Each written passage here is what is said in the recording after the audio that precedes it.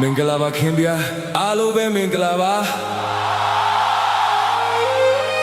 ဒီတစ်ချင်းလေးကတော့လူမှုပတ်ဝန်းကျင်ရဲ့ဓာတ်စီတွေကြားမှာမိမိရဲ့ချစ်ကိုသစ္စာရှိခုခံကကွေးနေရတဲ့လူသားတယောက်ရဲ့အကြောင်းပါမတန်ဘူးဆိုတဲ့စကားတစ်ခုံကြောင်းနာချင်နေရပေမဲ့အချစ်စာငွေကြေးထက်ပိုတန်ဖို့ရှိတယ်ဆိုတာကိုသတ်သေးပြခြင်းပါတယ်အားလုံးပဲနားဆင်ပေးကြတာအိုးခင်ဗျာ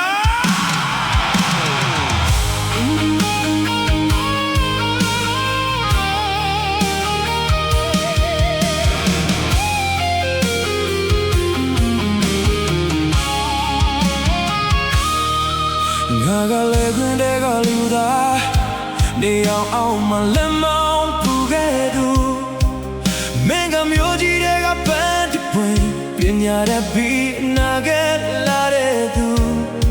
မင်းမေကငါ့ကိုကြည့်ပြီးဒီကောင်းမတန်ဘူးလို့ပြော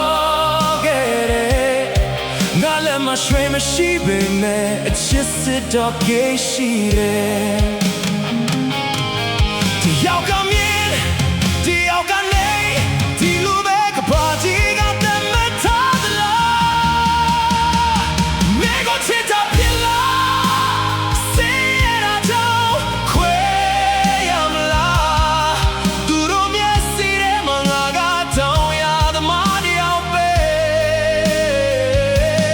ဒါပေမဲ့နှလုံးသားထဲမှာမင်းတယောက်တည်းရှိတယ်မတန်ဘူးဆိုတဲ့စကားတွေကြားမှာငါချစ်ကသွေးလို့စီးနေတယ်ကျမတို့လမ်းခွဲရအောင်မင်းနဲ့ငါကတကယ်ကိုမတန်ဘူးဆိုတာလက်ခံလိုက်ပါတော့အချစ်ကငွေချေးထဲမှာပေါ်ဘူးလားဟဲ့မင်းဖေကငွေကိုချီးတယ်မာကမင်းမျက်လုံးကိုပဲချီးခဲ့တယ်သူတို့ကခုံးသိခါဖို့ရွေးတယ်မာကမင်းလက်ကိုရွေးခဲ့တယ်ဒီနေ့နေ့မှာငါဖို့ကောင်းလာမလားဒါမှမဟုတ်ဒီအချစ်က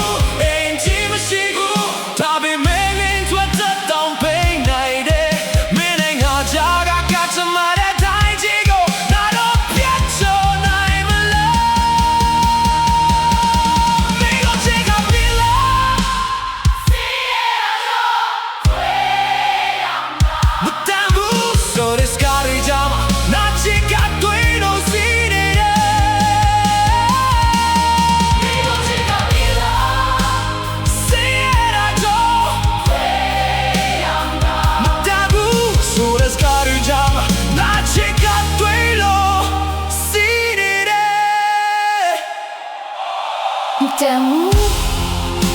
ဆိုတဲ့စကားကိုမှ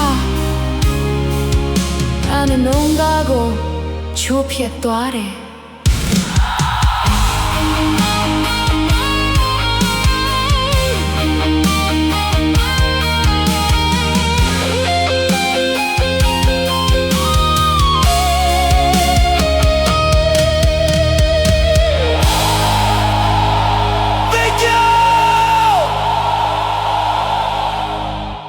အားလုံးမင်္ဂလာပါကျွန်တော်ရဲ့သချင်းကြိုက်ရင် Subscribe လုပ်ပေးပါဦးကျေးဇူးတင်ပါတယ်